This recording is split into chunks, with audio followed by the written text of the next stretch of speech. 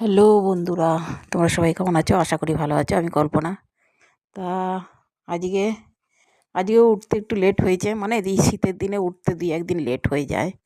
মানে 5টা 5:30টায় উঠি আমি, সেখানে 6টা বেজে গেছে। 6টা বাজলে আর রেহাই নাই, না কানে চুবানি খেতে হয়। কেননা একজনা স্বামী যাবে ডিউটি, তার জন্য রান্না করো। আমার মেয়ে যাবে ডিউটি, তার জন্যে টিফিন করো, রান্না করো। মানে তাড়াতাড়ি করে যাই হোক। মূলো ছিল, মূলোটাকে কুচিয়ে নিলাম আমি, আর রান্না করছি আজকে মূলো ভাজা। আর মূলো ভাজার জন্য আমি নিয়ে নিয়েছি গোটা একটা রসুন আর একটা কাঁচা লঙ্কা মাঝখান থেকে ফাটিয়ে নিয়েছি। দিয়ে দিলাম তেলের উপরে, তেলটা গরম করে একটু লাল লাল করে যে ভাজা হয়ে যাবে, সেই মূলোটাকে ভালো করে ধুয়ে রেখেছিলাম আমি জল ঝরিয়ে।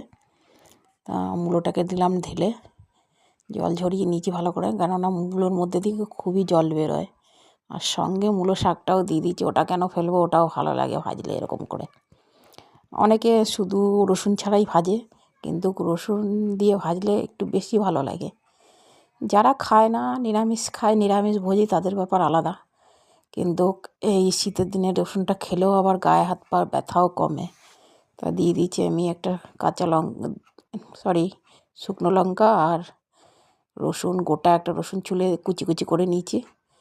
তেলের উপর দিয়ে লাল লাল করে ভেজে নিয়ে এবার জল ঝরিয়ে রেখেছিলাম মূলো শাকটা ধুয়ে, সেটা ঢেলে দিলাম, নুন হলুদ দিয়ে দিলাম। এবার ঢাকা চাপা দিয়ে লাল লাল করে ভেজে নেবো আমি। যে আবার নাড়ি চাড়িয়ে দেবো, এরকম 2-3 বার ঢাকা দিয়ে দিয়ে। কাঁচা লঙ্কাটা দিতে ভুলে গেছিলাম, 4টে কাঁচা লঙ্কা চিড়ে দিয়ে দিলাম।